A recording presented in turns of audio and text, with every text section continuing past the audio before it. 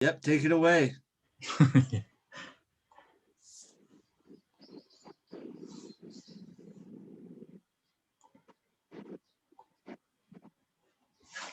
Yeah, can everybody see the slide? Yes. Yep. Okay, I will start. My name is Kevin, and today's it's gonna be the hybrid of the speech and the not yeah. The, just share your thoughts. The subject is epidemics such as COVID-19 change the space, and the space change the society. The subtitle is How Will the Post-Corona Era Change? Uh, the reason why I picked this subject is recently I read some book. The name is The Future of Space, and the writer was Yu Hyun-jun, who was a professor in Hongik University, and he's an architect. So I think it's good timing to think about the near future and not discuss, but just share your own thoughts. So I picked this subject, and because of the post-corona sector is too broad, too wide. So let's think about the space and the architecture field only. Yeah, here comes some agenda. First, yeah, one is the religion and school, workplace, and house. Yeah, first one is the religion. Religion is a system of power using the space. As you can see the picture, this is the ziggurat, the ancient temple buildings in Mesopotamia area. And as you can see, they built some this kind of the structure, and maybe the minister or the king is standing like this. So everybody should uh, see him and look at this the structure. So that's kind of things can make the power. And the same is true of modern religion.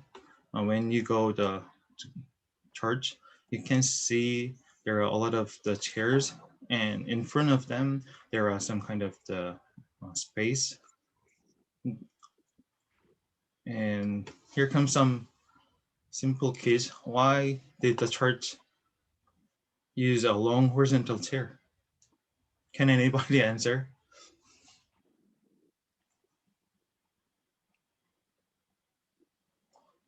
Yeah, maybe it's right or not, but I think because of it's difficult to come out until the end of the worship, so everybody should stay in and just listen the worship. So maybe that is the portion of the purpose, I think. And recently, the issue was the Shincheonji. Well, it's kind of the not a original. How can I say? But yeah, as you can see, this picture, there is no yeah, no hallway to come out.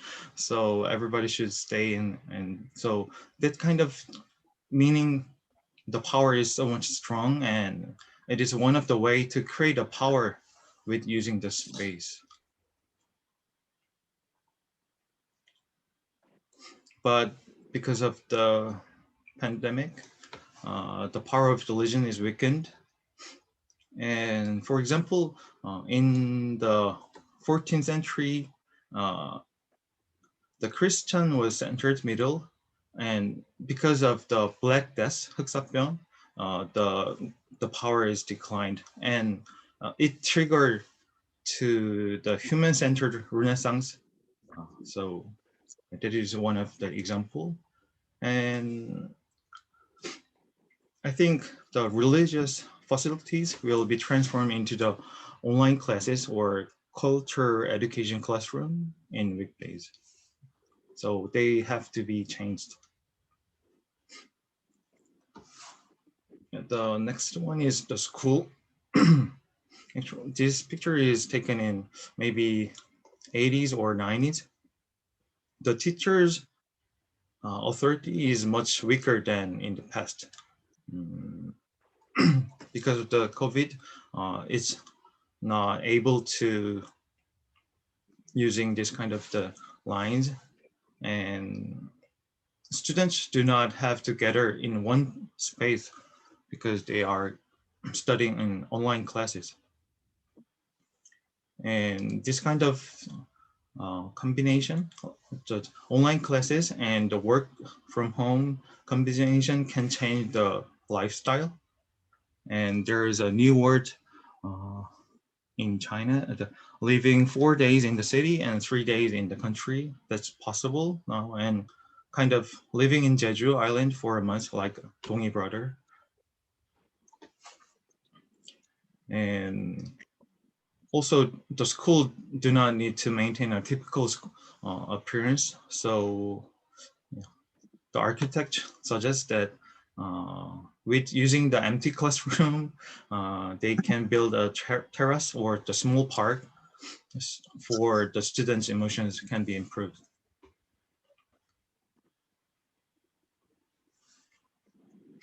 Yeah, the third one is workplace.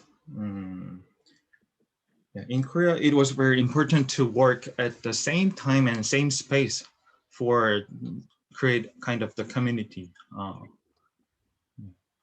In the past, it's very natural to be a coworker with a neighbor, and nowadays, I said before, using the same space is very important. And actually, this picture is my farewell party when I come to MBA. So uh, people do 회식 for create kind of this community, but the community structure can be weakened by the pandemic.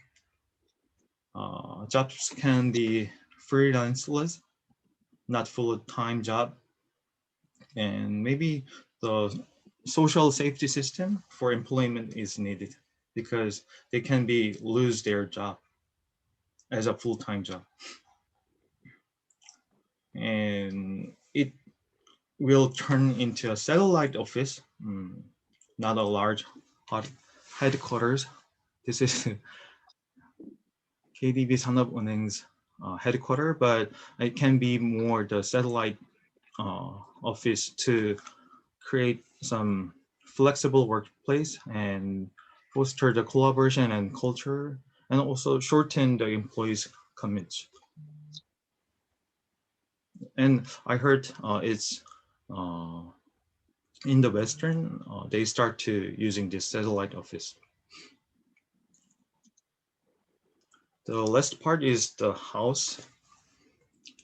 Uh, yeah, of course, the house represents the lifestyle of the time.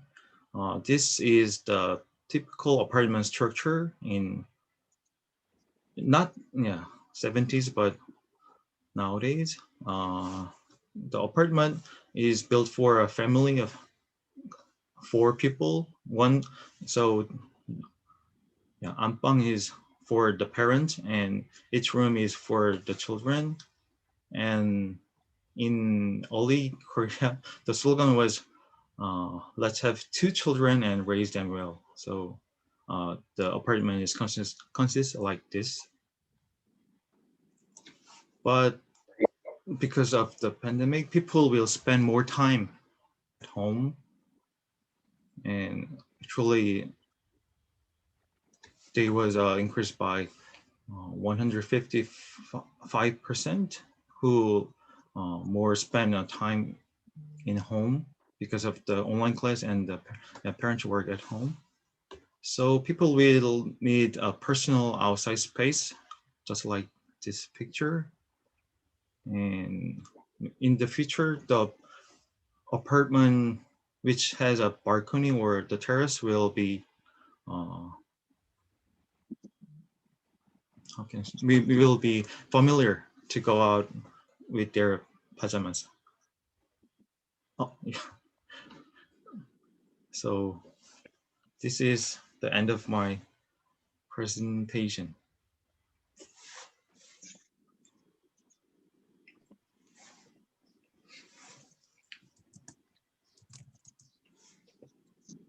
how much time I spend? Just, You spend 10 minutes. oh, really?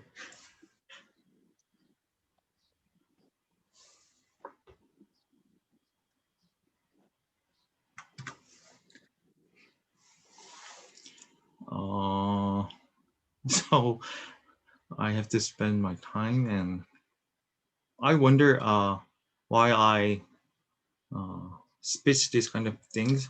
Do you agree or not, or how about your thoughts?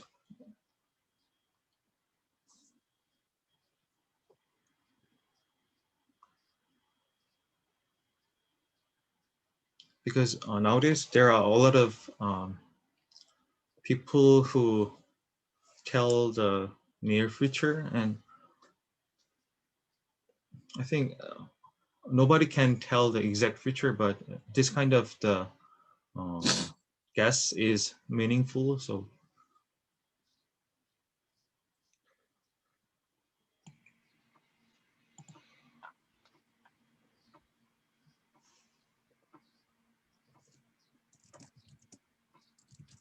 Kevin, can I ask you a question? yeah. Um,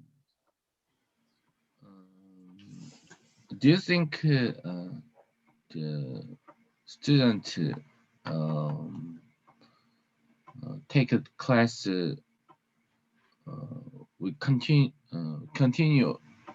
online class after they took the uh, corona vaccine? Uh, maybe, and uh, if yeah, for example, if someone got vaccine, he or she can also uh, got a COVID-19 virus, and at the time the school should do their class on and online. So there the possibility will remain in the future, I think. And yeah, nowadays there are a lot of cases who got corona. So yeah, I think we have to prepare, or we have to ready this kind of the system.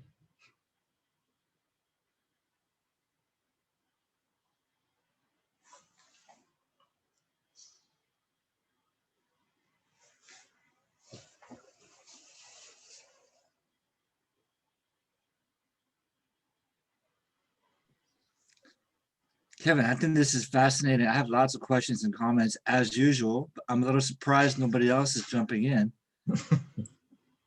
I want to just invite everyone else to say something because if you wish, because I'll at the end, of course, give some feedback and I'll probably talk too much as usual. Yeah, anybody can jump in and share your thought. I think Tongi brother have some. How about this? The satellite of this.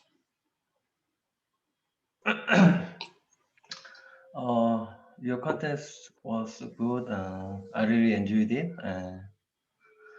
Yes, actually, I live in Jeju even now, and it was really impressed that desire to the spacious house is likely to grow. So I wonder, what is your hope of your home, your house? What My type of, yeah, what type of house you want to live? Or actually now I live very centered in Seoul, very close to my wife's company. But maybe some of you already know, I have a plan to move to the uh, little outside of the Seoul, and that house is on on construction now. So, and yeah, that house is a kind of the townhouse, and there we have some small garden and the terrace on the roof. So We envy you. no. Yeah. So I think there it's kind of the trigger to people who live like that kind of this house, and people. I think it's very uh, good who have a private outside space like this. So yeah, that's my plan.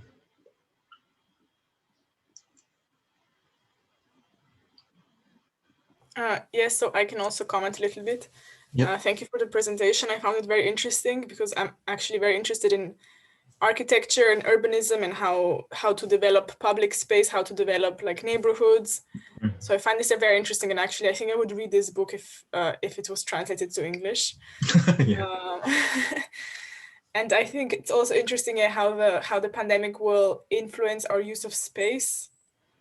In my experience, before I always wanted to stay in cities, and then during the pandemic I actually went to stay in the countryside with some friends.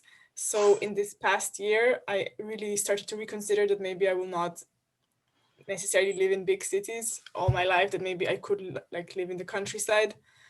And also it really made me reconsider just, and I think this for everyone, how you have your personal space, how is your private space organized? Because I think many people were in this situation when you know when you had a busy life, you just had like one apartment or one room or studio apartment, as long as you have some private space where you can rest, where you can eat, and then the rest of your life you lived outside, you went to work, you went out, you socialized, you had activities.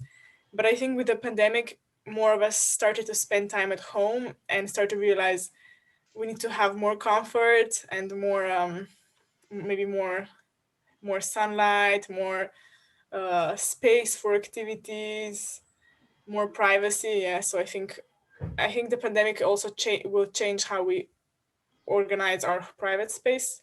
Yeah, And I definitely agree with you. Yeah.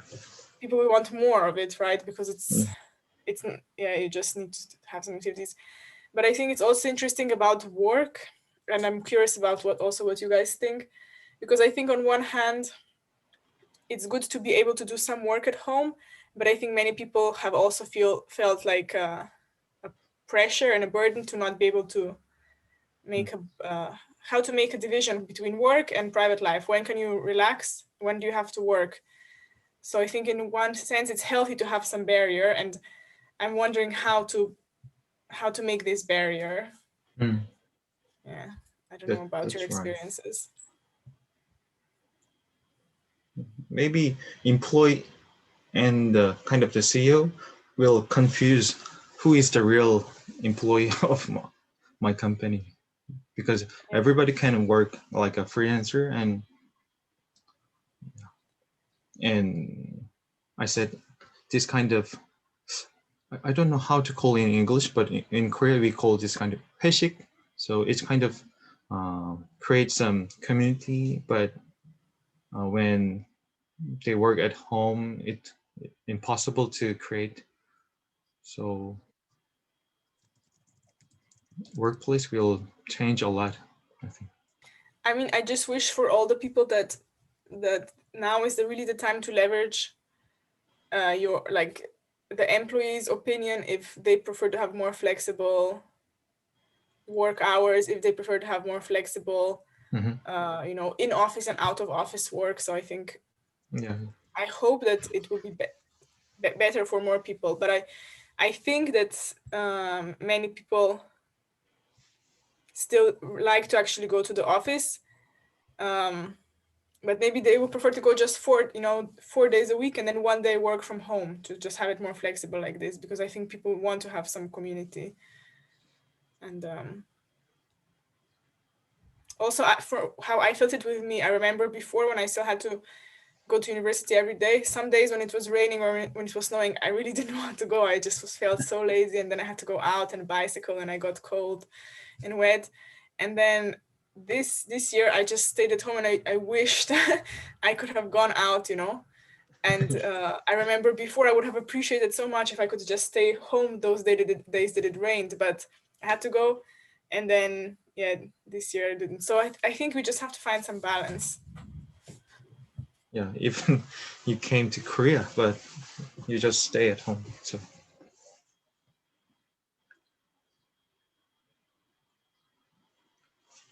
Sorry, is the happy hours like drinks after work or? Yep. But it's not quite the same because it's voluntary. Okay. But I heard in Korea there is a big pressure to socialize after work, even if you have to go home to be with your family or something. that's right. I think it's also very interesting how public space will develop. I don't know. Do you have some ideas? According to you, how will public space change? Like services or parks or? The writer said there will be more need to build a park, public park.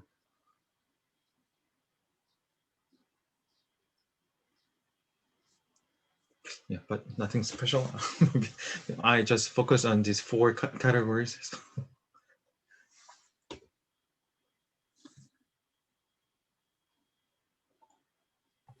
Can I also ask, how is it with religious practice in Korea now? Is it some of it done online, or is it?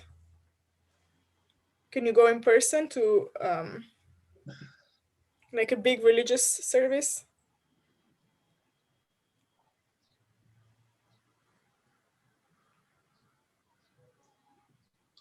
Pardon?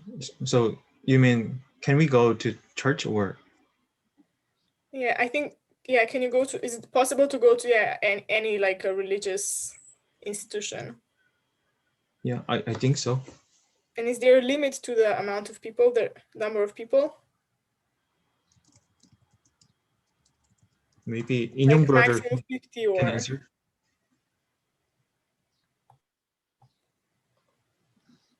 For example, this picture that you have of religion, when there is a big stadium full of people, I think this is not happening now, right? Yeah, that's right. But this, you can go to church or temple. It was a bad example. The Shincheonji is kind of not an original religion, but yeah, so they hide and they was in one space like this, but so they spread a lot of the virus at the last year, so it was issued. Is there also a tendency to have like online religious practice now since COVID? Yeah.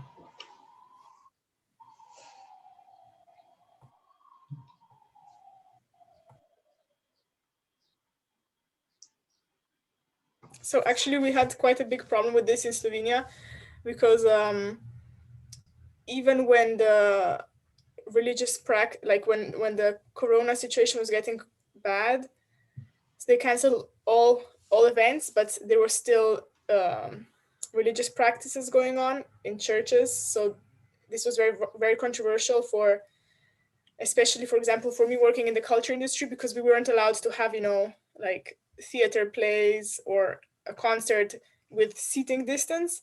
But they had like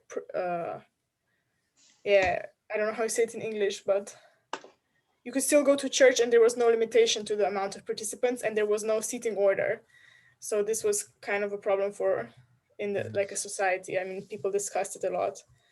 And I think then also this was banned. So this was the only gathering that was allowed, was like religious practice. Then this was also banned when the numbers were really high. And then they started to have it online. But then somehow, I don't know what was exactly the purpose of this. They said they will not do it online anymore because I don't understand exactly what was the reason, but they said that they should not have prayers online, like streaming prayers. Young brother, I have a question. Can you go church nowadays? Maybe yesterday? Yeah, Kevin. These days, I take the worship on the church. You mean on online class or? No, No. offline worship. Mm-hmm. But there are some limitation on the participation number. I see. Thank you.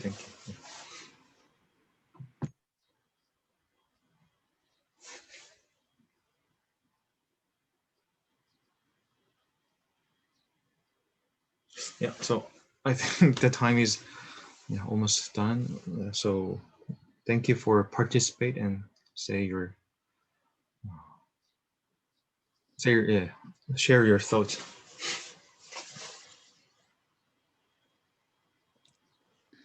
Kevin, thank you so much. We have about 4 minutes in the official presentation. I want to ask 2 questions about the book. One was about the home space, because you showed the model of like the balcony with the plants and the terrace and things. Did the author mention why not just go for a walk? Like, I don't see why there has to be dramatic changes to home architecture if we still have public parks and, you know, some kind of natural landscape nearby, which we've had pre-pandemic. Did he talk about that? Yeah. He also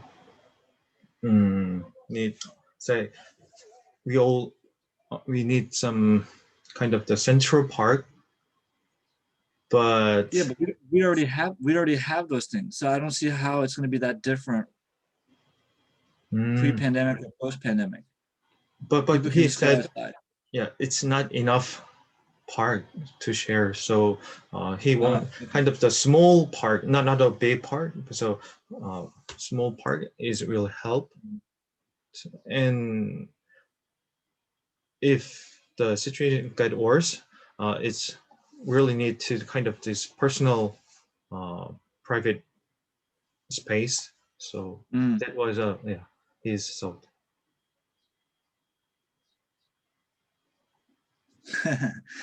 Yeah, well, Ansa, I definitely hear you, and I can tell you, as you guys know, I've just recently moved, and one thing I appreciate, even in the room I'm in right now, windows are really important. Like ventilation to me is really important, I realize, because you need access to fresh air kind of coming in and out.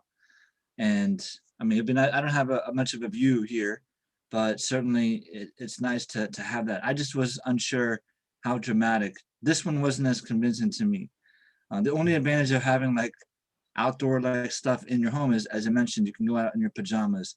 I don't think that's socially acceptable yet. So the other question was about school, because he mentioned how we're shifting to online learning, and that might be more of a permanent shift. I mean, that was already kind of a fringe component of education. Now it's flipped, right? Now it's the norm. So the question I have is, if most of the kids are in school, or I'm sorry, most kids are taking online classes, you have to repurpose the school building. So he talked about the traditional classroom being, turned into some kind of what did you say, natural setting? Yeah. But why is that relevant if the schools are not being used for that? Isn't it better just to repurpose it for some other use? Because it says here the students' emotions can be improved. That's true if they're in the school, but they're not in the school. So I was confused. Like, what is he suggesting here?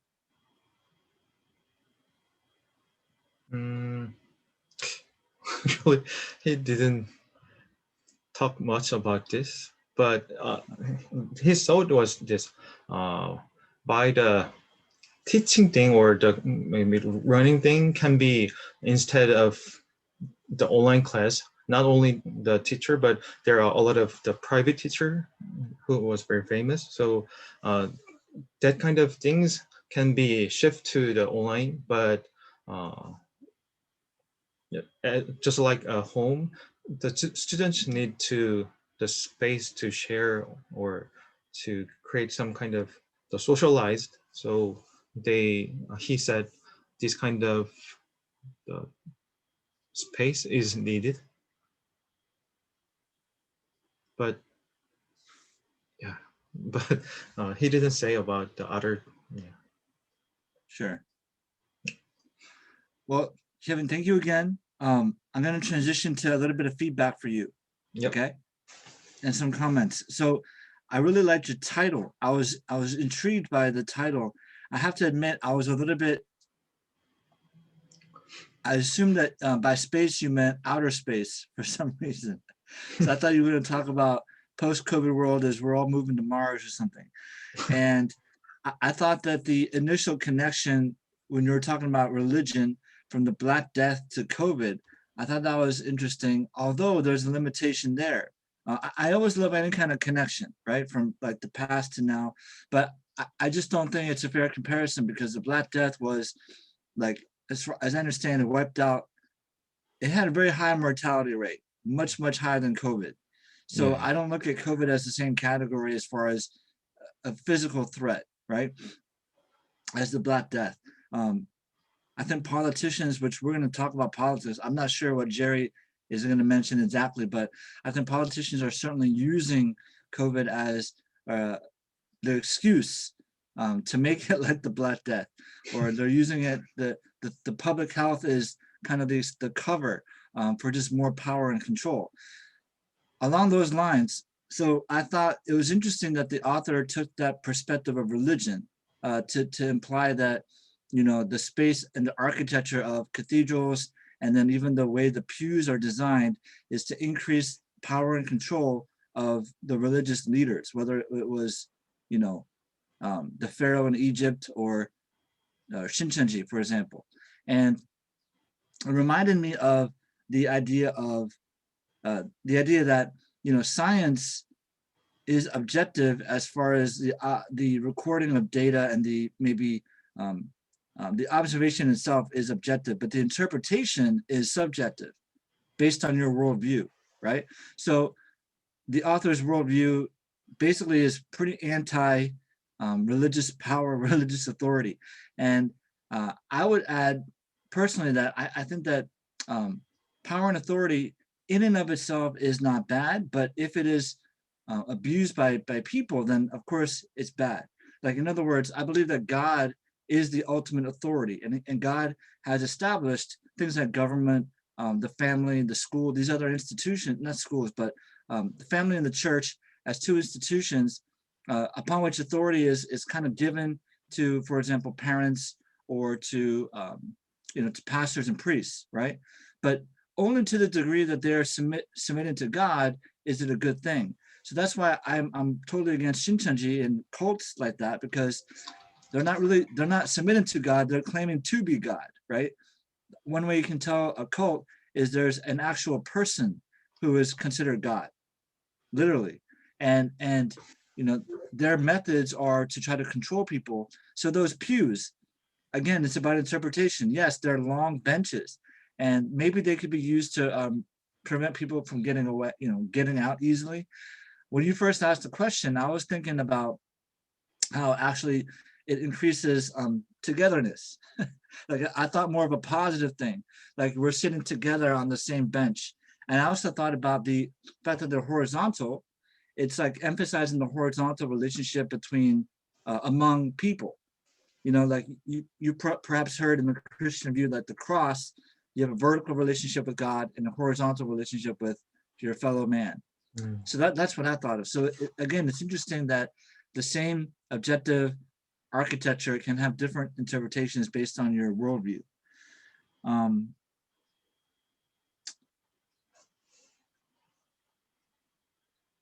Yeah, so then the other main theme I thought was decentralization. You talked about in work, you know, the satellite office, not having one large headquarters, right? You have many kind of smaller, you're disseminating the, I guess, I don't know, there's no more center, right? It's decentralized.